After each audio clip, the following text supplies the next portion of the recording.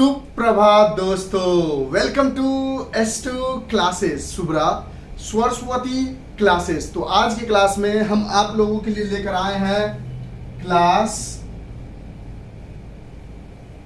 11th की physics. और class 11th की फिजिक्स का पहला चैप्टर लेकर आए हैं, जिस चैप्टर का नाम है यूनिट्स एंड मेजरमेंट। पहला चैप्टर वैसे आपके बुक में फिजिकल वर्ल्ड है, उसको आप खुद से कर लोगे। यानी आपको कहा जाए तो फिजिक्स में आज हम आपके लिए लेकर आए हैं चैप्टर नंबर 2। पहला चैप्टर है हमारा फिजिकल वर्ल्ड। उसमें कुछ ज़्यादा खास पढ़ना नहीं है। अगर आप लोगों को नीड होगी तो आप बताओगे तो उस पर एक इंडिविजुअल वीडियो हम बना देंगे। आज हम लेकर आए हैं आपके क्लास 11th के फिजिक्स का दूसरा चैप्टर, जिसका नाम है यूनिट्स एंड मेजरमेंट। और इस चैप्टर का ये सेकेंड लेक्चर होगा और इस सेकेंड लेक्चर को हम वन शॉट में कंप्लीट करेंगे। क्या कहना चाह रहे हो सर? तो हम ये कहना चाह रहे हैं कि इस यूनिट्स एंड मेजरमेंट का जो बच्चा इस बार 2022 में 12th में 11th में आया है और 2023 में 11th से पास करेगा, उन लोगों के लिए सिलेबस में कुछ डिलीटेड बात भी है। तो उन डिलीटेड पोर्शन को छोड़कर हम आपको पढ़ाएंगे, क्योंकि मेरा मानना यह है कि अगर आपका बेस अच्छा हुआ, देखो आप आईआईटी की तैयारी कर रहे हो तब भी ठीक है, नीट की तैयारी कर रहे हो तब भी ठीक है, जेई की तैयारी कर रहे हो, एनडीए की तैयारी कर रहे हो, कुछ भी प्रिपरेशन कर रहे हो, उस प्रिपरेशन को करने से पहले आप 10th से 11th में ड्रास्टिकली चेंज सिलेबस में आते हो। तो पहले आप 11th पे कमांड कर लो, यानी स्कूल के एग्जाम में अच्छे परफॉर्मेंस करो, फिर 12th के 1-2 एग्जाम में अच्छे परफॉर्मेंस करो। अगर आपको लगता है कि हाँ अब हमारी बेसिक अच्छी होती जा रही है, यानी हमारा ग्राउंड फ्लोर अच्छे से बन चुका है, तो उसके बाद जेई एनडीए यानी फर्स्ट सेकेंड फ्लोर की तैयारी में भी जुट सकते हो। ठीक है सर, आपकी बात हम समझ गए। यानी हम यहाँ पर जो भी पढ़ाएंगे वो 11th से रिगार्डिंग ही होगा, ना तो आईआईटी जेई होगा। हाँ, इसमें से आईआईटी जेई के क्वेश्चन पूछ लिए जाए मेंस में तो चलेगा, नीट में पूछ लिया जाए तो चलेगा। यानी इसकी अगर हम सिलेबस की बात करें तो इसके अंदर आपको पढ़ना है डिलीटेड छोड़कर, जो इस बार आपको आने वाला है इस ईयर के बच्चों के लिए, जो 2022 में इंटर किया है और 2023 में पास करेगा। यानी आपको पढ़ना है सिस्टम ऑफ यूनिट्स के बारे में, जिसके अंदर आपको पढ़ना है एसआई यूनिट्स। एसआई का मतलब क्या होता है? International standard unit. यानी आई पहले लिखते हैं इंटरनेशनल, एस बाद में लिखते हैं स्टैंडर्ड यूनिट। उसके साथ साथ आपको पढ़ना है फंडामेंटल्स एंड डिराइव्ड यूनिट्स। उसके बाद आपको पढ़ना है dimensions of physical quantities.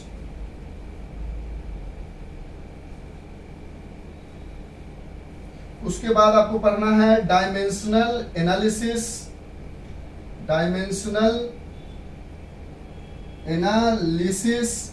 And its application. और उसके बाद आपको पढ़ना है सिग्निफिकेंट फिगर।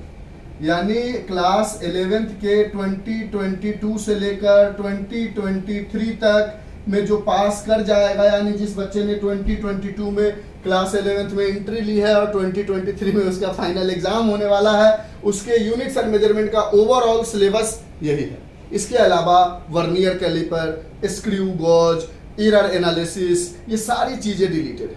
ठीक, तो ये वाले टॉपिक और ये सारी टॉपिक हम बनाएंगे। ये जितने भी टॉपिक आपको दिख रहे हैं यहाँ पर जो पास में लिखा है, इस टॉपिक का हम डिस्कशन करेंगे आज की वन शॉट वाली वीडियो में विथ एनसीईआरटी क्वेश्चंस। जो भी एनसीईआरटी में क्वेश्चंस दिए गए हैं उसका डिस्कशन करेंगे। पहले तो सारे कॉन्सेप्ट समझाएंगे, एनसीईआरटी में जो क्वेश्चन है उसका डिस्कशन करेंगे, और जहां पे नीड होगी अपने मन से कुछ क्वेश्चंस की बात करने की, वहां पर वो भी बात करेंगे। तो ये टॉपिक कहा गया सर, तो ये टॉपिक जो है वो आपको केमिस्ट्री के पहले चैप्टर, जिसका नाम है some basic concepts of chemistry, उसमें भी पढ़ना है और यूनिट्स एंड मेजरमेंट में भी पढ़ना है। तो यूनिट्स एंड मेजरमेंट का भी 0-1 लेक्चर और सम बेसिक कॉन्सेप्ट का भी 0-1 लेक्चर सिग्निफिकेंट फिगर है। मतलब ये जो सिग्निफिकेंट फिगर का टॉपिक है ना,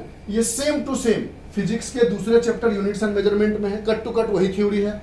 सम basic concept of chemistry, chemistry का पहला चैप्टर क्लास 11th का ही कट टू कट थ्योरी है। बस दोनों में अलग अलग क्वेश्चन दिए गए हैं, तो दोनों के अलग अलग क्वेश्चन को लेकर ये टॉपिक हमने ऑलरेडी डिस्कस कर दिया है, जो पहला नंबर वीडियो है। अगर आपको जरूरत होगी तो डिस्क्रिप्शन में हम लिंक डाल देंगे या मेरे प्लेलिस्ट में जाके आप पहला वीडियो देख सकते हो। अगर आपने नहीं देखा, देख लिया है तब तो कोई बात नहीं, यानी ये वाली चीज ऑलरेडी कंप्लीट हो चुकी है, सिग्निफिकेंट फिगर वाली चीज। और ये केमिस्ट्री में भी जब हम पढ़ाएंगे तो वहां पर भी ये कंप्लीटेड है, दोनों के क्वेश्चंस कराए हैं। जिन्होंने देखा है उनको ऑलरेडी आइडिया होगा। यानी सिग्निफिकेंट फिगर को साइड आउट कर दे तो यही टॉपिक बचता है, जहां पे ऐसा unit, fundamental unit and derived unit के बारे में जानकारी चाहिए, डायमेंशन ऑफ फिजिकल क्वांटिटी चाहिए और dimensional analysis and its application की पूरी डिटेल एक्सप्लेनेशन चाहिए। तो इन सब टॉपिक की डिटेल एक्सप्लेनेशन करेंगे वन शॉट में इसी वीडियो में, और इसके एनसीईआरटी के भी क्वेश्चंस करेंगे। इसमें एक टॉपिक रह जाता है सिग्निफिकेंट फिगर, जो ऑलरेडी हमने करा दिया है। यानी ओवरऑल आप कहानी समझ गए कि क्या पढ़ने वाले हैं, ठीक है।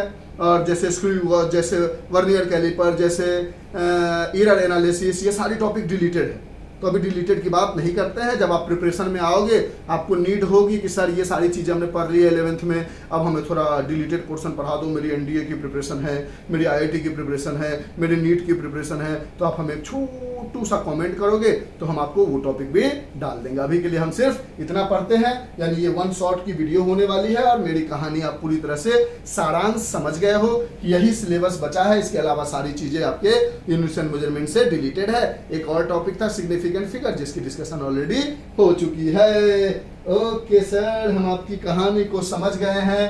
तो अगर किसी बच्चे को अपने सिलेबस को लिखना है तो यहाँ से नोट डाउन कर सकता है। अब हम शुरू करते हैं हमारा टॉपिक। स्टार्ट करें, इरेज कर दें, कर दो सर, ये तो टॉपिक वाली बात थी। अब इस टॉपिक को बताने में आपने 4-5 मिनट ले लिया, क्यों? ताकि बच्चों को, बहुत सारे बच्चे के साथ ये कंफ्यूजन हमने रियलाइज किया है, जब वो 11th-12th में जो जेईई के प्रिपरेशन कर रहे हैं उसके लिए कंफ्यूजन नहीं, लेकिन जो 11th-12th में उसके लिए कंफ्यूजन है, सर क्या पढ़े क्या छोड़े, क्या पढ़े और क्या छोड़े। तो इसलिए हमने बता दिया कि ये पढ़ना है और ये छोड़ना है, क्योंकि बहुत सारे ऐसे बच्चे हैं ना जो अभी स्कूल का एग्जाम देंगे, उनका पहला एग्जाम होगा, तो वो अभी नहीं चाहते डिलीटेड पोर्शन वगैरह सब पढ़ के जाए। जितना जरूरत है उतना ही पढ़ के हम चले जाए, ताकि मेरा स्कूल का एग्जाम अच्छा हो जाए। तो अभी हम आपको स्कूल की प्रिपरेशन करा रहे हैं। ओके सर, तो सबसे पहला टॉपिक आता है हमारा इस पूरे शुरुआत के यूनिट्स एंड मेजरमेंट में, जो इस वीडियो का होने वाला है, वो टॉपिक का नाम है फिजिकल क्वांटिटीज। फिजिकल क्वांटिटी, जिसको हम आज के बाद PQ भी लिखेंगे तो आप समझ जाओगे कि ये फिजिकल क्वांटिटी की बात हो रही है। तो फिजिकल क्वांटिटी ऐसी क्वांटिटी होती है, इट इज अ क्वांटिटी, और वो क्वांटिटी कुछ भी हो सकती है, एनीथिंग। वो कोई ऑब्जेक्ट हो सकता है, वो कोई चीज हो सकती है, वो कोई लेंथ हो सकता है, वो कोई एनिमल्स हो सकती है, कोई भी दुनिया का कोई भी चीज जिसको मेजर किया जा सके। यानी it is a quantity, anything, object, thing, length, animals, anything that can be measured by an instrument. अब सबके लिए एक इंस्ट्रूमेंट हो ऐसा जरूरी नहीं है। लेंथ के लिए स्केल का इंस्ट्रूमेंट होगा, वेट के लिए वेजिंग मशीन होगा। तो जो भी फिजिकल क्वांटिटी है जिसको जिस तरीके से मेजर किया जा सके, and it is a quantity, anything, object, thing, length, mass that can be measured by an instrument and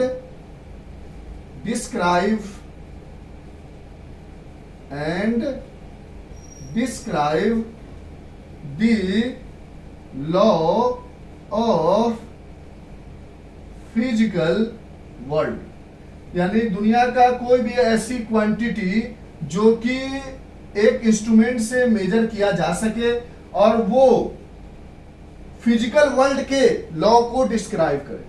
and it is a quantity that can be measured by an instrument and describe the law of physical world। इसको थोड़ा elaborate करके समझते हैं। Suppose करो scale से आपने major किया कि एक क्लॉथ जो है वो 2 मीटर का क्लॉथ है और इस क्लॉथ का नाम आपने ए दे दिया।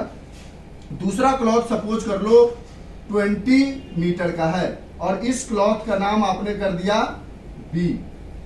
तो अगर आप ए बराबर लिखोगे तो आप क्या कहोगे, ए जो है बी से 10 टाइम्स कम है। यही रिलेशन बनेगा कि a is 10 times lesser than B.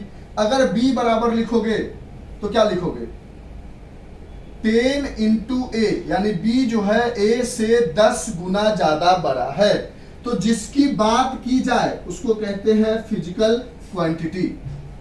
जो नंबर आए, जो डिजिट आए, उसको n से डिनोट करते हैं और जिसके थ्रू कंपेयर किया जाए उसको म्यू से डिनोट करते हैं। तो इस केस में फिजिकल क्वांटिटी क्या है, ए है।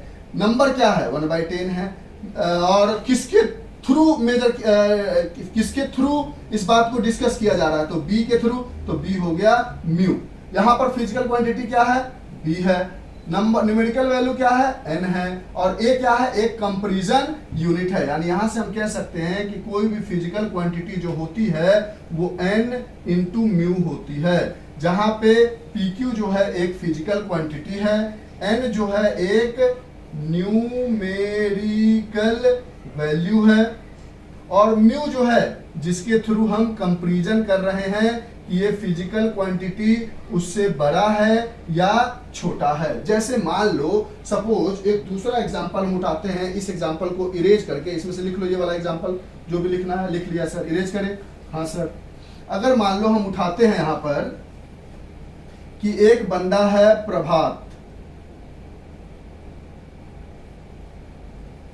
एक बंदा प्रभात है सपोज कर लो, और इस प्रभात की वेट जो है, वेट ऑफ प्रभात जो है वो सपोज करो 50 केजी है और एक दूसरा बंदा उसी जगह पे खड़ा है और उसका नाम मान लो, किसी का नाम नहीं लेंगे, उसका नाम एक्स है, ठीक है, या फिर मान लो उसका नाम सुब्रा है और उस वेट ऑफ सुब्रा, ये कौन था, प्रभात था। समझेंगे आराम से कैसे कैसे ये फिजिकल वर्ल्ड को डिफाइन करता है। और वेट ऑफ सुब्रा सपोज कर लो वो है हमारे पास 25 केजी। तो अगर यहां पे आप कंपेयर करोगे कि weight of Prabhat is 1/2 times the weight of Subra, यानी sorry, weight of Prabhat is 2 times the weight of Subra, के वेट से प्रभात का वेट 2 गुना ज्यादा बड़ा है। तो यहां पर प्रभात एक फिजिकल क्वांटिटी है, n जो है वो एक न्यूमेरिकल वैल्यू है और वेट ऑफ सुब्रा जो है वो एक म्यू है। म्यू मतलब कंपैरिजन यूनिट है, यानी प्रभात का जब सुब्रा के वेट से कंपेयर किया गया तो प्रभात का वेट 2 गुना ज्यादा बड़ा हुआ। अगर यहीं पर वेट ऑफ सुब्रा को कंपेयर किया जाए वेट ऑफ प्रभात से तो 1/2 टाइम्स कम हो गया, यानी आधा हो गया, यानी वेट ऑफ सुब्रा जो है प्रभात के वेट से आधा है। यानी यहां पर किसको कंपेयर किया जा रहा है, सुब्रा के वेट को। इसकी न्यूमेरिकल वैल्यू क्या है, 1/2। किससे कंपेयर किया जा रहा है, प्रभात से, म्यू, यानी जिससे कंपेयर किया जा रहा है वो कंपैरिजन यूनिट। जो नंबर आया उस कंपैरिजन में कितनी वैल्यू ऊपर नीचे आई वो n, और किसका कंपेयर किया जा रहा है तो वो फिजिकल क्वांटिटी। इस केस में प्रभात का कंपेयर किया जा रहा है तो प्रभात एक फिजिकल क्वांटिटी है जिसकी न्यूमेरिकल वैल्यू 2 है और वेट ऑफ सुब्रा से कंपेयर किया जा रहा है यानी वो म्यू है। इस समय सुब्रा को कंपेयर किया जा रहा है प्रभात के वेट से, वह हाफ है और n जो है वो न्यूमेरिकल वैल्यू है और म्यू जो है वो एक कंपैरिजन यूनिट है। तो फिजिकल क्वांटिटी का PQ = n इंटू म्यू क्यों लिखा, इस बात का दिमाग में भी रखना है, समझना भी है और जानना भी है, क्योंकि इसका इस्तेमाल करके हम आगे एप्लीकेशन ऑफ डायमेंशनल एनालिसिस में इसका यूज करेंगे कि फिजिकल क्वांटिटी = n म्यू होता है तो इसका कैसे इस्तेमाल करेंगे। n म्यू कैसे लिखा ये सारी स्टोरी समझ में आ गई। श्योर शॉर्ट, यानी वेट हो सकता था, अभी लेंथ वाला कंपेयर करके दिखाया, हाइट वाला कंपेयर हो सकता था कि मान लो किसी का एक है जिसका हाइट 5 मीटर है, एक बी जो है उसका हाइट सपोज कर लो 100 मीटर है, तो बोलोगे ए जो है वो बी से कितना छोटा है, तो बोलोगे 5 2 10 यानी 1/20 टाइम्स छोटा है। तो ए यहाँ पर physical quantity 1/20 is numerical value and B is the mu. अगर बोलेगा बी जो है वो ए से 20 टाइम्स बड़ा है, तो इस समय बी जो है वो physical quantity numerical value n और a is the mu is the comparison unit, जिसके द्वारा कंपेयर किया जा रहा है बी को, जिसके द्वारा कंपेयर किया जा रहा है ए को। जिसका कंपैरिजन हो वो फिजिकल क्वांटिटी, जिसके थ्रू कंपैरिजन हो वो कंपैरिजन यूनिट, और उन दोनों के बीच में कितना डिजिट का फासला है वो उसकी न्यूमेरिकल वैल्यू। अब हमें लगता है फिजिकल क्वांटिटी की कहानी आपको समझ में अच्छे से आई होगी। अगर नहीं आई होगी तो फिर से एक बार दोबारा ट्राई करोगे, आ जानी चाहिए आपको। चलिए इसको नोट डाउन कीजिए। इसके बाद हम बताते हैं टाइप्स ऑफ फिजिकल क्वांटिटी। उसके बाद बताएंगे हम आपको 3 टाइप्स ऑफ फिजिकल क्वांटिटी होंगे, फंडामेंटल, डिराइव्ड और सप्लीमेंट्री फिजिकल क्वांटिटी, क्योंकि कह रहा है fundamental and derived physical quantity बताना है आपको। तो ये सारी चीज़ों का डिस्कशन करते हैं। शुरुआत में थोड़ा लंबा इसलिए खींचते हैं कि टॉपिक की समझ हो आपके अंदर, ऐसा ना लगे कि क्या बोले जा रहे हो सर, मजा ही नहीं आ रहा है, मजा ही नहीं आ रहा है। तो लिख लो, जो भी चीज लिखना है मजा लेते हुए उसको लिख लो। आपको सिर्फ इतनी जानकारी होनी चाहिए। साइड में हमने एग्जाम्पल सिर्फ इसलिए दे दिया ताकि आपको समझने में दिक्कत ना हो। फिजिकल क्वांटिटी ये होता है और फिजिकल क्वांटिटी का रिलेशन n इंटू म्यू होता है। कैसे आया ये सारी डिस्कशन हमने आपको कर दी है। नोट डाउन करो फास्ट, नोट डाउन कर लिया यहाँ तक, और यहाँ तक की स्टोरी समझ में आ भी गई कि फिजिकल क्वांटिटी बराबर n इंटू म्यू होता है। बस यही आपको ध्यान में होना चाहिए वाले पार्ट, बस उसके अलावा और कोई पार्ट ध्यान में नहीं भी होगा तो चलेगा, क्योंकि इससे हमें सिर्फ इतना ही से मतलब है। उसके अलावा हमें और किसी भी चीज से मतलब नहीं है। बस एक डिफिनीशन था, डिफिनीशन लिखवा दिया। पूछ देगा what is physical quantity, give the relation of physical quantity with the comparison unit, तो कंफ्यूजन नहीं होनी चाहिए। इसलिए हमने पूरी डिटेल एक्सप्लेनेशन कर दी। अब फिजिकल क्वांटिटी 3 तरह के होते हैं। कितने तरह के होते हैं? 3 तरह के होते हैं। अब हम बात करने जा रहे हैं टाइप्स ऑफ फिजिकल क्वांटिटीज। अब आगे से हम फिजिकल क्वांटिटी को पीक्यू भी लिख सकते हैं, बार बार कह रहे हैं, तो आप कंफ्यूज मत करना कि पीक्यू का क्या मतलब है। तो 3 तरह की फिजिकल क्वांटिटी देखने को मिलेगी आपको। एक मिलेगी फंडामेंटल फिजिकल क्वांटिटी, दूसरी देखने को मिलेगी आपको डिराइव्ड फिजिकल क्वांटिटी, और तीसरी देखने को मिलेगी आपको सप्लीमेंटरी फिजिकल क्वांटिटी। इस 3 तरह की फिजिकल क्वांटिटी आपको देखने को मिलेगी, fundamental physical quantity, derived physical quantity and supplementary physical quantity.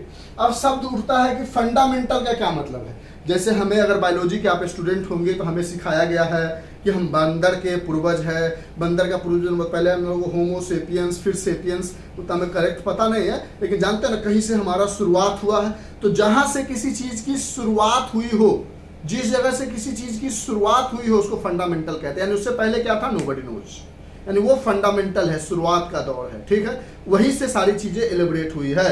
जैसे हम बचपन से सुनते आ रहे हैं लेमन लैंग्वेज में, यानी देहाती भाषा में बात करें तो हम जानते हैं ना कि भैया बंदर से हमारा शुरुआत हुआ है। तो बंदर का शुरुआत कहाँ से हुआ है नहीं पता, यानी जिस जगह से ओरिजिन हो, शुरुआत हो, उसको कहते हैं फंडामेंटल। यानी कुछ फिजिकल क्वांटिटी जो है जहां से सब चीजों की शुरुआत हुई है। डिराइव्ड फिजिकल क्वांटिटी एक ऐसी फिजिकल क्वांटिटी है जो फंडामेंटल फिजिकल क्वांटिटी की मदद से बनती है। यानी कह सकते हो दी physical quantities which does not depend upon any other physical quantity, यानी एक तरह का बेसिक फिजिकल क्वांटिटी है जिसको फंडामेंटल फिजिकल क्वांटिटी पर देखोगे आप। और ये ओवरऑल आपके 7 टाइप्स होते हैं, 7 तरह के होते हैं जो हम आपको अभी समझाएंगे।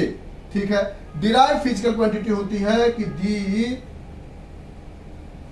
Physical quantity which can be derived from fundamental physical quantity.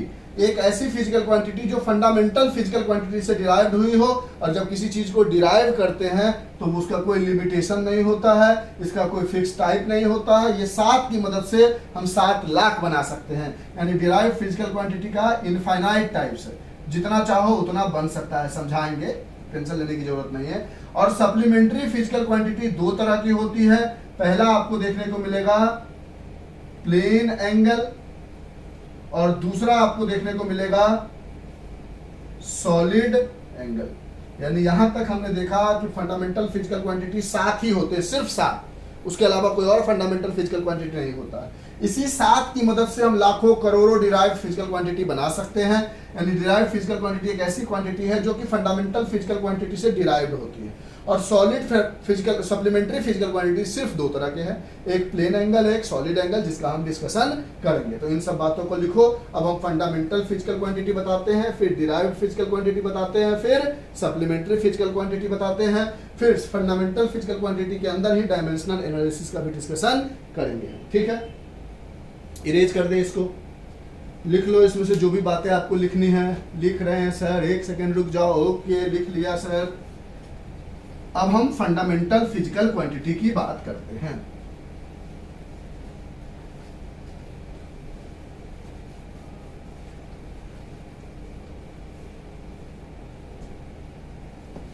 तेरे नजरों का हूर जैसे पढ़ाई का सुरूर, आप जो पढ़ा। सर आप एक काम क्यों नहीं करते? पढ़ाते आप ठीक ठाक हो, बहुत अच्छा भी नहीं कह सकते, लेकिन आप एक काम क्यों नहीं करते हो कि आप अच्छे से लाइन बाय लाइन हर दिन एक वीडियो डाल के पढ़ाते हो? हम भी कोशिश करते हैं बेटा, लेकिन क्या करोगे कि जब आप एक मिडिल क्लास फैमिली से होते हो ना, तो आपको बाहर से अर्न भी करना पड़ता है, और यहाँ पर हमारी अर्निंग अभी होती नहीं है। तो हम अपनी तरफ से कोशिश करते हैं कि आपको मिले वीडियो, लेकिन बहुत लंबा टाइम चला जाता है, उसके लिए बहुत तहे दिल से माफ़ी मांगना चाहते हैं। कोशिश तो हमारी होती है हमेशा। अब हम बात करते हैं सबसे पहले, चलो सर कोई बात नहीं, दर्द मत सुनाओ और पढ़ाओ। अब हम बात करते हैं फंडामेंटल फिजिकल क्वांटिटी की। तो 7 तरह के आपको फंडामेंटल फिजिकल क्वांटिटी देखने को मिलेगा। सबसे पहला लेंथ, दूसरा मास, तीसरा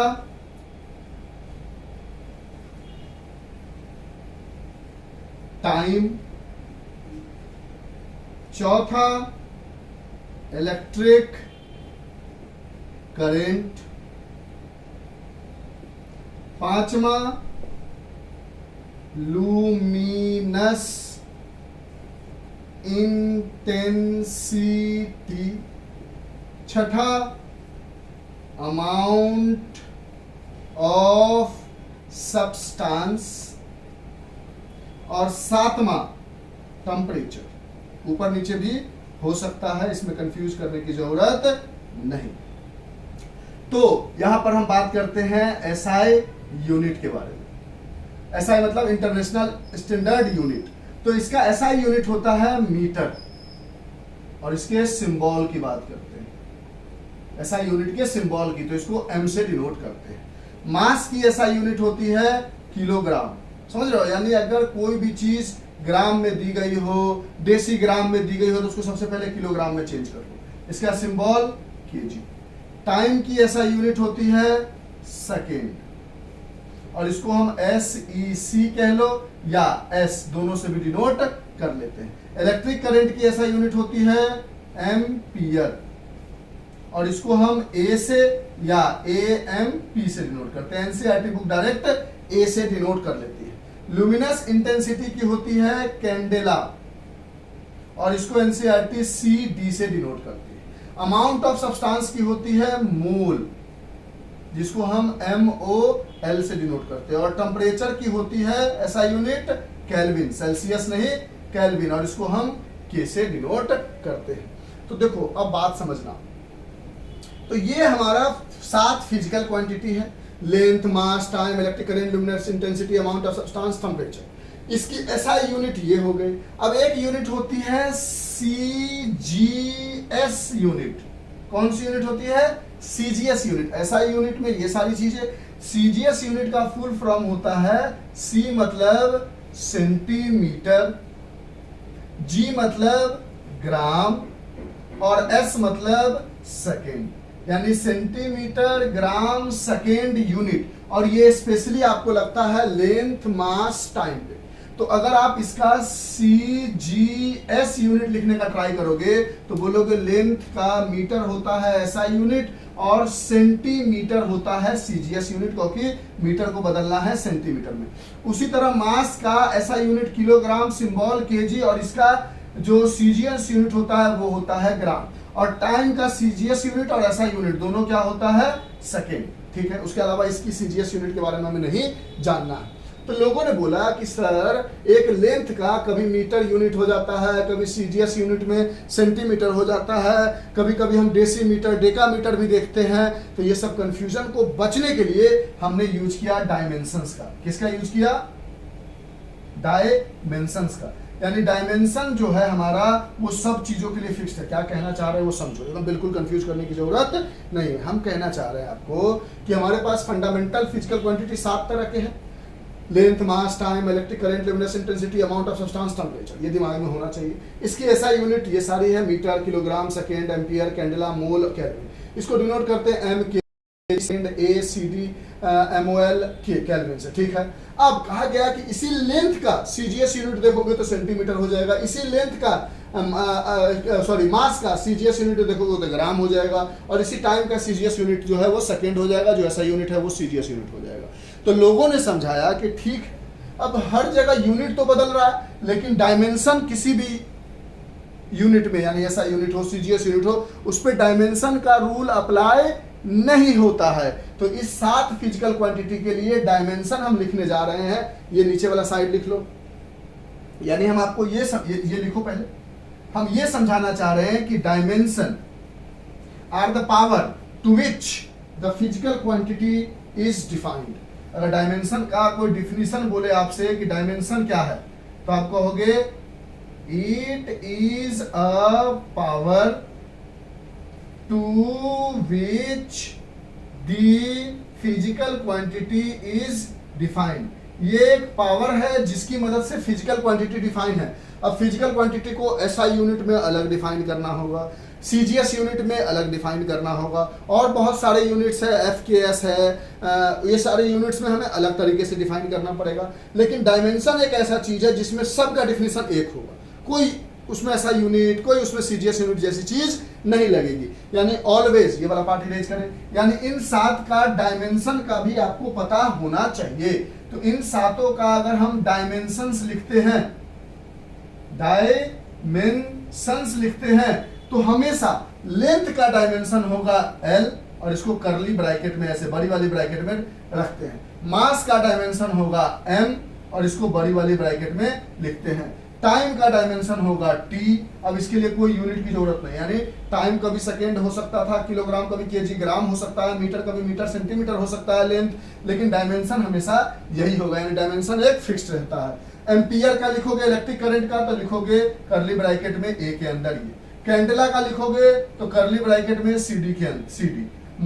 अमाउंट ऑफ सब्सटेंस का मोल ही होता है करली ब्रैकेट में, और टेम्परेचर का केल्विन होता है करली ब्रैकेट में। यानी करली ब्रैकेट में ये सारी चीजें लिखनी है, और ज्यादातर आपको डायमेंशन के रिगार्डिंग L, M और T यानी MLT को देखने को मिलेगा। यानी आप बात ओवरऑल समझ गए कि जो हमारा फिजिकल क्वांटिटी 7 है, उसकी जो यूनिट है वो जगह जगह हर सिस्टम में चेंज होती रहेगी। अगर एसआई यूनिट है, इंटरनेशनल स्टैंडर्ड यूनिट है, तो वहां पर फिजिकल क्वांटिटी की यूनिट कुछ और होगी। अगर सीजीएस यूनिट है, वहां पर फिजिकल क्वांटिटी की यूनिट कुछ और होगी। लेकिन डायमेंशन जो है वो कभी नहीं बदलता। लेंथ का हमेशा L होगा, मास का हमेशा M होगा, बस करली ब्रैकेट के अंदर डालना है। टाइम का हमेशा T होगा, इलेक्ट्रिक करंट का हमेशा A होगा करली ब्रैकेट में, ल्यूमिनस इंटेंसिटी का CD होगा, अमाउंट ऑफ सब्सटेंस का मोल होगा, और टेम्परेचर का केल्विन होगा। ऑलवेज डायमेंशन क्या होता है? ऑलवेज, ये कहीं पर जाके अपनी रूपरेखा नहीं बदलता, लेकिन यूनिट जो है सिस्टम के अकॉर्डिंग चेंज होता रहता है। अगर सिस्टम एसआई है तो कुछ और होगा, और अगर सिस्टम सीजीएस है तो कुछ और होगा। और बहुत सारे सिस्टम्स है जिसका डिस्कशन हमें 11th में नहीं करना, अगर आया तो उसकी यूनिट इस तरह से बदलते रहती है। यहां तक शायद हमने आपको समझाने की कोशिश की है, शायद आपको समझ में आ गई है। लिख लो आप, इसमें से जो भी बातें लिखनी है फास्ट लिखो, कंफ्यूज करने की बिल्कुल जरूरत नहीं है। वो लाइन खींच दिया ताकि आपको दिक्कत ना हो। फास्ट लिखो इस सब चीजों को। लिख लिया? तो जो हमारा टॉपिक था डायमेंशनल एनालिसिस, उसको भी हमने यूनिट के साथ ही समझा दी ताकि आपको प्रॉब्लम ना हो, चीजें साइड बाय साइड क्लियर होती चली जाए। इरेज करें। और देखो 11th हो गया, 9th हो गया, 12th हो गया, किसी भी क्लास को पढ़ाते हैं तो थोड़ा हम एक बात को 3-4 बार रिपीट कर देते हैं। तो अगर आप ज्यादा समझदार हो, आपको लगता है कि नहीं सर आप थोड़ा ज्यादा रिपीट करते हो, उससे बोरिंग, देखो हम इस बात को सॉरी एज्यूम करके चलते हैं, हम इस बात को एज्यूम करके चलते हैं कि जो हमारे सामने आप हो उनको बहुत सारी चीजें नहीं आती है, और ये एज्यूम करके चलने की वजह से हम एक चीज को 4 बार 5 बार 2 बार 3 बार रिपीट करते रहते हैं। अब हम दूसरा बात करने जा रहे हैं, डिराइव्ड फिजिकल क्वांटिटी।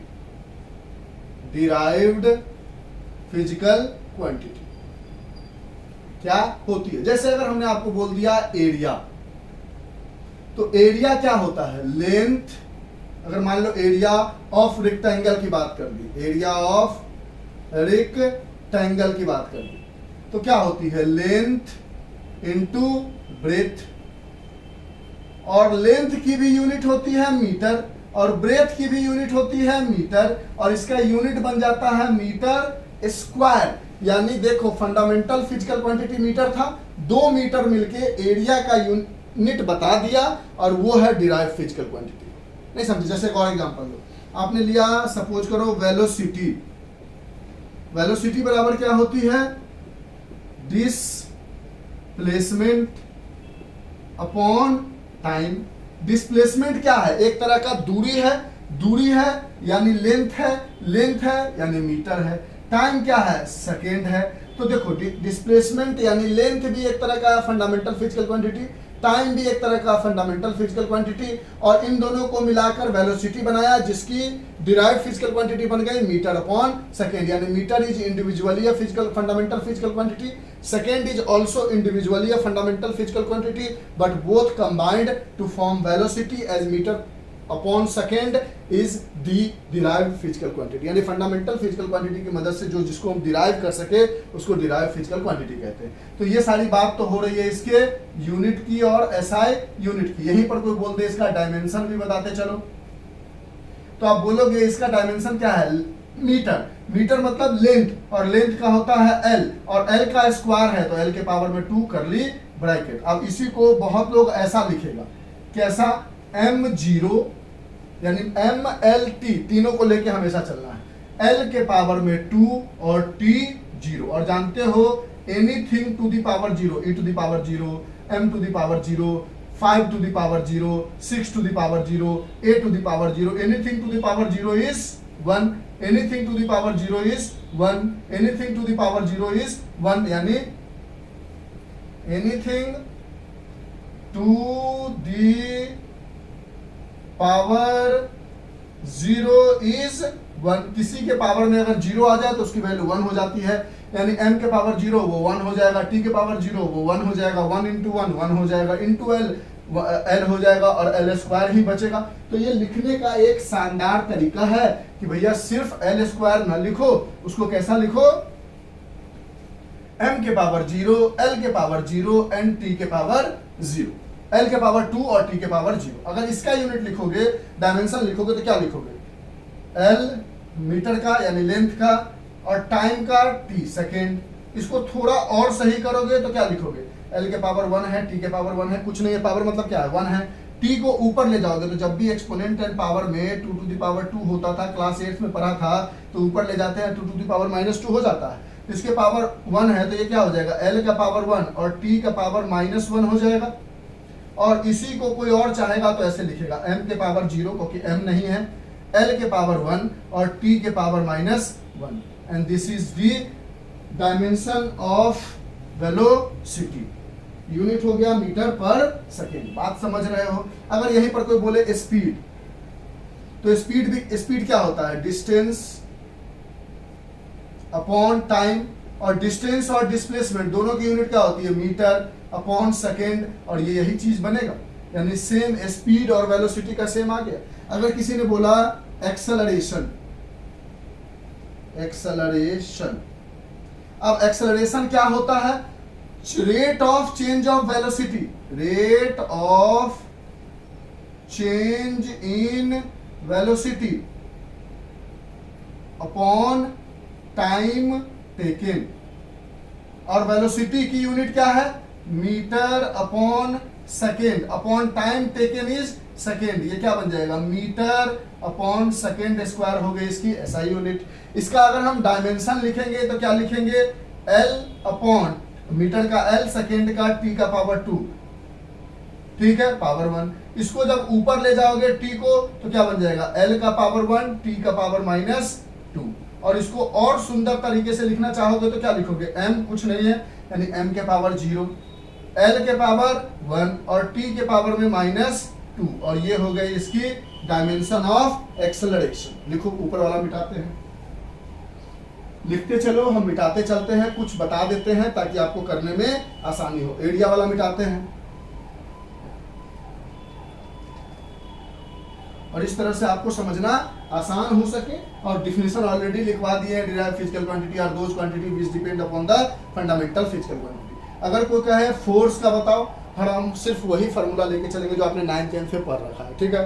फोर्स का बताओ तो फोर्स क्या होता है? मास इनटू एक्सेलरेशन, ये आपने ऑलरेडी पढ़ा है, जिसको आप फोर्स बराबर m इंटू ए लिखते हो। मास की यूनिट क्या? यहाँ पे मास है, m मतलब लेंथ नहीं है, यहाँ पर क्या है? मास है। मास की यूनिट क्या होती है? kg। और एक्सेलरेशन की यूनिट अभी क्या देखा आपने? Metre upon second square. अब इसका ये क्या हो गया? इसकी एसआई यूनिट हो गई। अब इसका डायमेंशन लिखोगे तो बोलोगे kg का होता है मास, मास का होता है m का पावर 1। ये मीटर है, मीटर का होता है L और L के पावर में 1 अपॉन सेकेंड है, सेकेंड का T और इसके पावर में 2 है तो 2। अब इस T को ऊपर लेके कर्ली ब्रैकेट डालना नहीं भूलना है। इसको कैसा लिख सकते हो?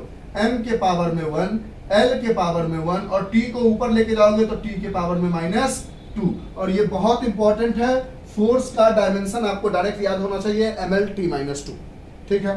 अब इसी जगह फोर्स के बाद हम बात कर दे वर्क का। इरेज करें इसको, नीचे वाला दोनों इरेज करना चाहते हैं, लिख लो लिख लो।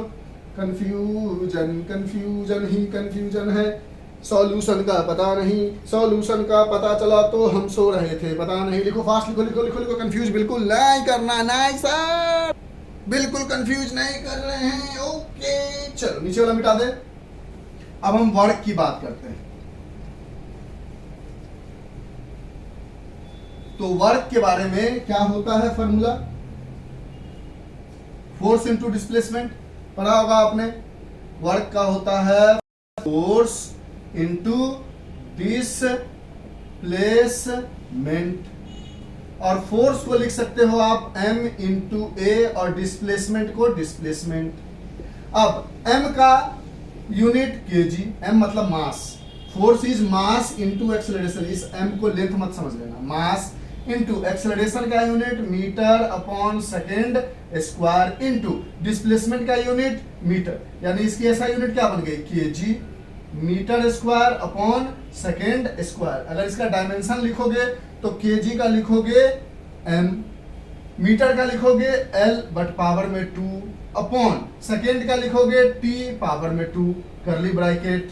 अब इसको सीधा सीधा लिखोगे तो लिखोगे m के पावर में 1, L के पावर में 2 और T ऊपर चला जाएगा तो T के पावर में -2 and this is the dimension of work. अगर आपसे कोई कहे काइनेटिक एनर्जी, जितना फॉर्मूला लिख रहे हैं वो सब 9th 10th में पढ़ चुके हैं, 11th 12th वाला नहीं लिख रहे हैं, आपको कंफ्यूज नहीं कर रहे हैं। काइनेटिक एनर्जी की बात करें तो काइनेटिक एनर्जी होता है हाफ mv²। और एक बात तो जानते हो, किसी भी नंबर का कोई डायमेंशन, कोई यूनिट नहीं होता है। m यहाँ पर मास है और वेलोसिटी है v, तो यहाँ से आपका m क्या है? मास है, और v क्या है? वेलोसिटी है। तो मास का लिखोगे केजी, वेलोसिटी का होता है metre upon second, displacement upon time, उसका स्क्वायर है तो स्क्वायर, ये क्या बन जाएगा KG metre square upon second square, same आ गया, यानी इसका भी डायमेंशन सेम होगा। अगर आपसे कोई कहे पोटेंशियल एनर्जी तो आप कहोगे ये होता है mgh, m होता है मास, g तो जानते ही हो आप एक्सेलरेशन ड्यू टू ग्रेविटी होता है, और h जो है वो हाइट है।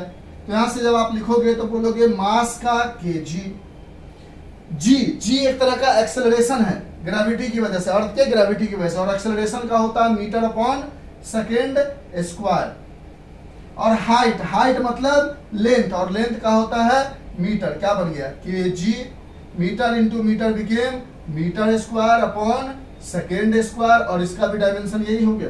यानी आपसे वर्क का पूछे, काइनेटिक एनर्जी का पूछे, पोटेंशियल एनर्जी का पूछे, या सीधा एक टर्म दे दे एनर्जी, या सीधा एक टर्म दे दे वर्क, सबका डायमेंशन होता है ml2 t-2, फोर्स का डायमेंशन होता है m1 l1 t-2। ये दोनों डायमेंशन आपके दिमाग में होना चाहिए, ताकि जब आगे हम पढ़े तो जब बोले कि फोर्स का डायमेंशन ये होता है तो आप फट से बोल दो। अगर नहीं भी बोल सकते हो, दिमाग में नहीं भी है, फिर भी आप इसको देख के बना के कर सकते हो। समझ में आई बात?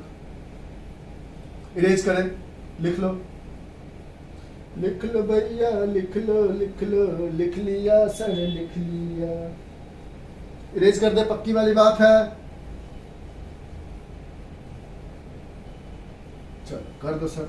तो ये बात हो गई हमारी डिराइव्ड फिजिकल क्वांटिटी की, ओवरऑल एक कहानी समझ गया। अब इस तरह से कितना बनाया जा सकता है, इसकी कोई लिमिटेशन है? कोई लिमिटेशन नहीं। बहुत जितना फार्मूला आएगा उतना फार्मूला का आप बनाते चले जाओगे, बनाते चले जाओगे, बनाते चले जाओगे, कोई लिमिटेशन नहीं है। तो उसको आप बचा हुआ जो लिमिटेशन नहीं है उसको क्वेश्चन के थ्रू समझा देंगे। यानी डिराइव फिजिकल क्वांटिटी ओवरऑल समझ गए कि उसका अगर हमें फार्मूला पता हो तो उसका डायमेंशन हम आसानी से बना सकते हैं। अब हम बात करते हैं सप्लीमेंटरी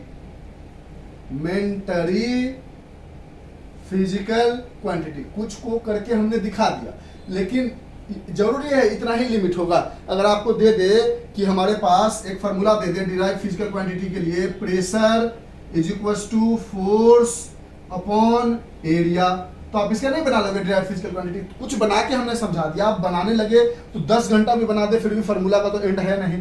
प्रेशर बराबर फोर्स इंटू एरिया, फोर्स बराबर फोर्स अपॉन एरिया, फोर्स बराबर बोलोगे मास अपॉन एक्सेलरेशन, एरिया का यूनिट होता है मीटर स्क्वायर, एरिया किसी का भी एरिया होगा तो क्या होगा लेंथ इंटू ब्रेथ, या अगर स्क्वायर होगा तो साइड इंटू साइड, सब क्या है लेंथ ही है। मास का यूनिट केजी, एक्सेलरेशन का unit metre upon second square, area का यूनिट मीटर स्क्वायर, ये क्या बन गया KG metre upon second square upon metre square. इस मीटर ने इस मीटर को काट दिया। अब ये हमारे पास क्या बचा KG upon metre second square, KG का लिखोगे m, मीटर का लिखोगे l, सेकेंड स्क्वायर का लिखोगे t का पावर 2, इसको करली ब्रैकेट में डालोगे, यहाँ पर लिखोगे m का पावर 1, l का पावर -1, t का पावर -2, और ये हो गया m l का पावर -1 t का power -2 is the unit dimension of pressure and pressure is a derived physical quantity। समझ में आया नहीं आया? पक्की वाली बात।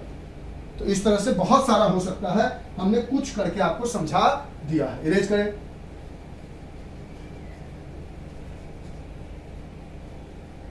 अब इससे पहले हमने एक नीट का क्वेश्चन बनाया था, उसमें इसी फिजिकल क्वांटिटी की डिस्कशन की गई थी। सप्लीमेंट्री फिजिकल क्वांटिटी दो तरह के हैं, एक है हमारा प्लेन एंगल और दूसरा है हमारा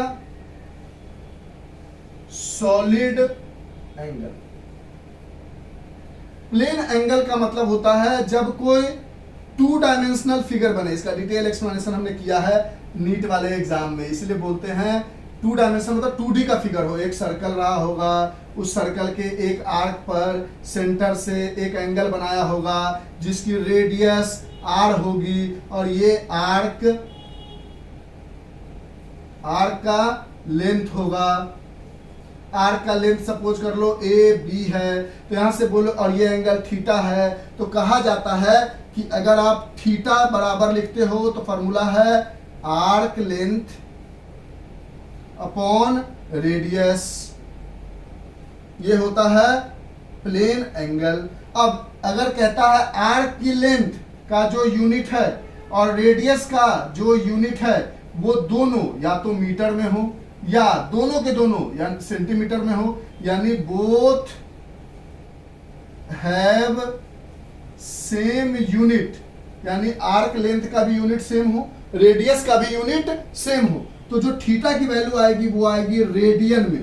कितने में आएगी? रेडियन में। थोड़ा सा रेडियन का कहानी भी समझा देंगे।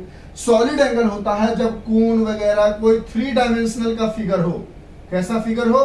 3 डायमेंशनल का फिगर हो, और इस 3 डायमेंशनल के फिगर में ये इसका एरिया है, ये इसका लेंथ है, और 3 डायमेंशनल के फिगर में जब ये एंगल थीटा बनेगा, 2 डायमेंशनल मतलब कोई सर्किल वगैरह, और 3 डायमेंशनल मतलब जैसे देखो घर से ऐसे कोण बनता हुआ आ जाए या एक स्फीयर वगैरह, मतलब 3 डायमेंशनल का कोई फिगर हो, और इस समय थीटा बराबर होता है एरिया, यानी ये वाला सर्कुलर एरिया लेना पड़ता है अपॉन लेंथ का स्क्वायर, ये होता है इस समय थीटा। और कहा जाता है कि अगर आप एरिया की यूनिट सेम रखो मीटर स्क्वायर, लेंथ का भी यूनिट मीटर रखो, और इन दोनों की यूनिट जो है, इन दोनों की यूनिट जो है उसको अगर आप सेम लेते हो तो उस समय जो थीटा की वैल्यू आएगी वो किस में आएगी? स्टेरेडियन में आएगी। यानी plane angle has a unit as radian और solid angle has a unit as steradian.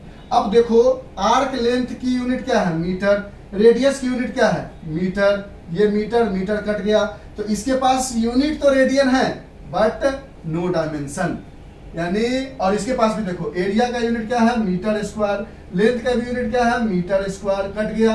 यानी इन दोनों के पास plane angle and solid angle have units as radian plane angle के लिए एंड स्टेरेडियन सॉलिड एंगल के लिए, बट नो डायमेंशन। यानी ये दोनों सप्लीमेंट्री फिजिकल क्वांटिटी एक ऐसी फिजिकल क्वांटिटी है जिसके पास यूनिट्स तो है, जैसे प्लेन एंगल का यूनिट रेडियन है, सॉलिड एंगल का यूनिट स्टेरेडियन है, लेकिन इसके पास कोई डायमेंशन नहीं है। तो एक क्वेश्चन आया था नीट में जो हमने अभी जस्ट डिस्कस किया है वीडियो में कि name a physical quantity that has unit but no dimension. एक ऐसी फिजिकल क्वांटिटी बताइए जिसकी यूनिट तो है डायमेंशन नहीं है। आंसर आपके सामने है। Plane angle has unit as radian and solid angle has unit as steradian but it does not have any dimension. एक क्वेश्चन अगर आपसे पूछा कि name a physical quantity that has dimension, यहां पर क्या है? Has unit but no dimension. यहां पर पूछ रहा है has dimension but no unit. ऐसा कोई फिजिकल क्वांटिटी है जिसकी डायमेंशन तो है लेकिन यूनिट नहीं है? तो आप बोलोगे ना, ऐसा कोई फिजिकल क्वांटिटी दुनिया में नहीं है जिसकी डायमेंशन हो और यूनिट ना हो। ठीक है, इरेज करें इन सब चीजों को, लिख लो जो भी लिखना है इसमें से लिख लो, फास्ट फास्ट लिख लिया, इरेज कर दे। 1 2 3 4 5 6 7 8 9 10 11 12 13 करूं गिन गिन गिन गिन, इंतजार आ गई यूनिट्स एंड मेजरमेंट और हम समझ रहे हैं थोड़ा थोड़ा थोड़ा थोड़ा। अब देखो एक क्वेश्चन ये भी पूछा जा सकता है कि name a physical quantity which has no units and no dimension, जिसके पास न, देखो एक पूछा कि जिसके पास यूनिट तो है लेकिन डायमेंशन नहीं है, तो प्लेन एंगल सॉलिड एंगल। जिसके पास डायमेंशन न है लेकिन यूनिट नहीं, ऐसा कोई फिजिकल क्वांटिटी नहीं है। जिसके पास यूनिट भी ना हो और डायमेंशन भी ना हो, तो इसमें बहुत सारे हैं, हम आपको 1 2 लिखवा देते हैं। जैसे रिफ्रैक्टिव इंडेक्स, क्या फॉर्मूला क्या होता है? Speed of light in air upon speed of light, in, medium, और दोनों स्पीड ऑफ लाइट है। तो ये ऊपर का भी यूनिट सेम, नीचे का भी यूनिट सेम, तो इसके पास ना तो यूनिट है ना तो डायमेंशन है। इसी तरह आपको देखने को मिल सकता है मोल फ्रैक्शन। इसका भी मोल फ्रैक्शन को हम डिनोट करते हैं जीटा से या ईटा से, और इसका होता है मोल ऑफ ए अपॉन, ये सब केमिस्ट्री में पढ़ना है, ये सब की जरूरत नहीं है आपको, मोल ऑफ बी, और इसकी भी कोई यूनिट नहीं होती, कोई डायमेंशन नहीं होती। अब रेडियन और डिग्री में एक रिलेशन देख लेते हैं, कहता है 360 डिग्री बराबर 2 पाई रेडियन होता है। तो 1 डिग्री बराबर 2 पाई अपॉन, देखो रेडियन को डिनोट करते हैं ऐसे सी से, जैसे डिग्री के लिए ऊपर गोला लगाते हैं ना, उसी तरह रेडियन के लिए ऊपर में सी लगाते हैं। तो 2 पाई अपॉन 360 डिग्री रेडियन, ये 2 ने काट दिया इसको 180 डिग्री, तो ये आ गया पाई अपॉन 180 डिग्री रेडियन, यानी 1 डिग्री बराबर पाई अपॉन 180 डिग्री रेडियन।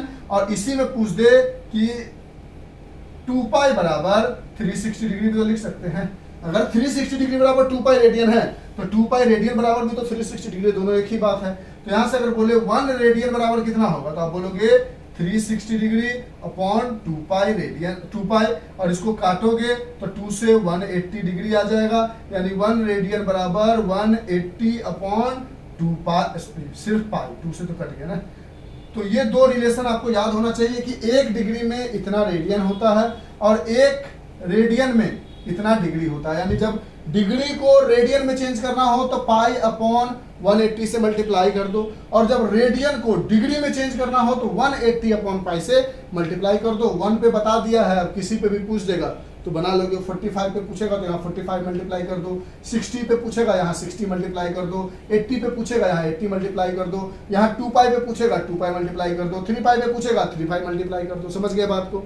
तो ये पाई और रेडियन की भी कहानी समझ में आपको आ गई, और इस तरह से हमने आपको fundamental physical quantity, derived physical quantity और सप्लीमेंट्री फिजिकल क्वांटिटी की कहानी समझा दी।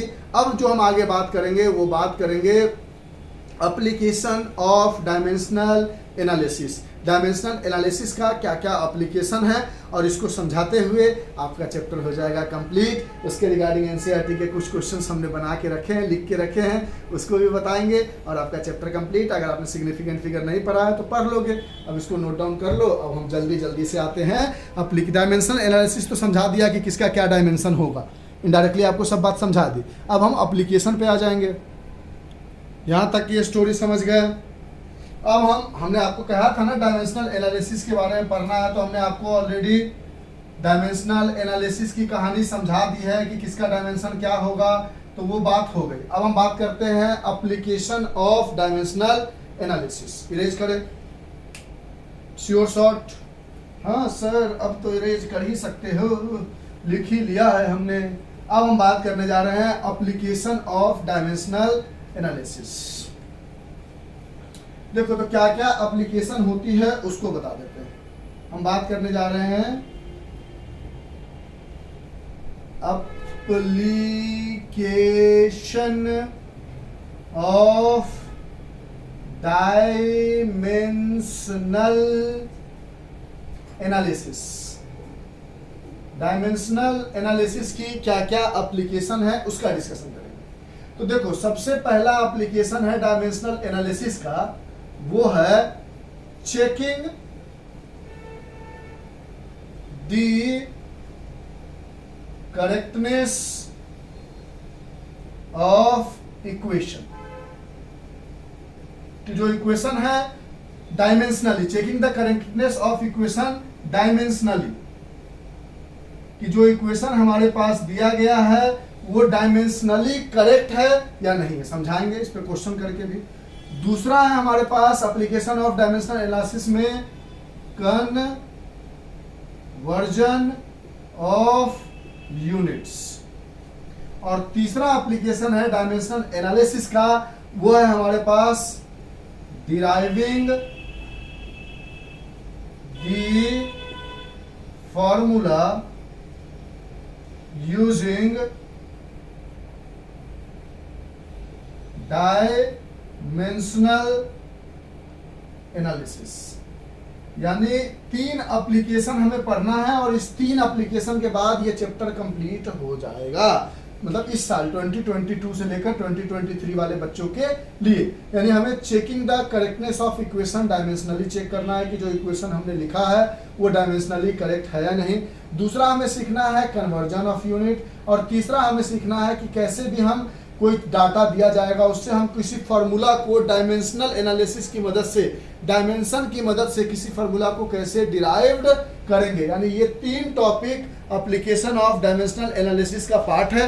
इसको पढ़ लिया, हमारी टॉपिक चैप्टर कंप्लीट हो जाएगी डिलीटेड को छोड़कर, और इस तरह से टॉपिक की समाप्ति कर देंगे हम, ठीक है। और इसमें एक और शायद है जिसका नाम है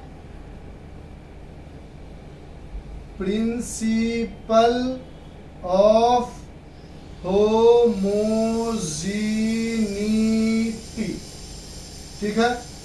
यानी आप एक बात समझ लो कि एप्लीकेशन ऑफ डायमेंशनल एनालिसिस में आपको ये 4 चीज़ें का जानकारी होना ज़रूरी है।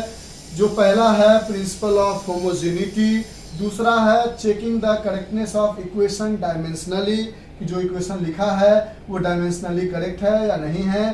तीसरा है कन्वर्जन ऑफ यूनिट, और चौथा है deriving the formula using dimensional analysis. और इस 4 टॉपिक को अगर आप कंप्लीट कर लेते हो तो आपका ये पूरा चैप्टर कंप्लीट हो जाएगा। इसके बाद आपके पास पढ़ने के लिए कुछ और नहीं बचेगा अगर आप 2022 और 2023 में एग्जाम दे रहे हो तब, ठीक है। अब देखो एग्जैक्टली क्या है कि अभी टाइम हो रहा है 2:28 और हमें कोचिंग में जाना है पढ़ाने के लिए। हमने तो सोचा था कि इसको हम कंप्लीट कर देंगे, और हम कभी भी वीडियो में एडिटिंग कंबाइनिंग नहीं करते हैं क्योंकि हम वीडियो को 4K में शूट करते हैं, ठीक है। तो इसको एक पार्ट में डाल देते हैं और उसके बाद ये वाला पूरा टॉपिक एक अगली वीडियो में डाल देंगे, ठीक है। तो यहाँ तक आप लोग पढ़ के रखो। ये 4 टॉपिक का डिस्कशन हम कर देंगे, principle of homogeneity, checking the correctness of equation, conversion of unit, deriving the formula using dimensional analysis, और ये 4 टॉपिक को एक अलग वीडियो में डाल देंगे, ठीक है। शुरुआत में हमने बोला था इसको 2 पार्ट में कर देंगे, ठीक, 2 पार्ट में। तो एक पार्ट 1 ये हो जाएगा और पार्ट 2 दूसरा हो जाएगा, ठीक है। चलो तो यहाँ तक पढ़ के रखो, ये यहीं से हम कंटिन्यू करेंगे अपने नेक्स्ट टॉपिक का, ठीक। चलिए तो अभी के लिए इतना ही, बाय एंड सॉरी। वो एक्चुअली हमने बताया हमें एक कोचिंग में जाना है और वहाँ पढ़ाने के लिए टाइम पे पहुँचना पड़ेगा। हमने बताया था कि हमारी अभी सब्सक्राइबर बेस और इतने हम पहुँच नहीं चुके हैं कि यहाँ से हमारी यूट्यूब से अर्निंग है, तो हमें सर्वाइव करने के लिए अर्निंग की भी बहुत ज़रूरत है। तो सॉरी फॉर दिस। अब वहाँ तक पढ़ के रखो, सॉरी की क्या बात है, यहाँ तक पढ़ के रखो। रात में ये बची हुई टॉपिक हम आपको डाल देंगे, ठीक है, इसलिए घबराने की ज़रूरत नहीं है। चलिए तो पार्ट 1 पार्ट 2 करके हम आपको सारी वीडियो को कंप्लीट कर देंगे। तो इसको यहाँ तक रहने देते हैं, अभी तक जो पढ़ाया है उसको पढ़ा के कंप्लीट करके रखो, बचा हुआ टॉपिक को हम आगे बता देंगे, ठीक। चलिए तो सॉरी, वेरी सॉरी, बाय। और आज रात में ही आपको दूसरा वीडियो मिल जाएगा। Bye, have a nice day, enjoy, take care, stay home and stay safe. Second video आज रात में अपलोड हो जाएगा फॉर श्योर, और उस तरह से आपका चैप्टर कंप्लीट हो जाएगा। यहाँ तक आप देख के कंप्लीट करो।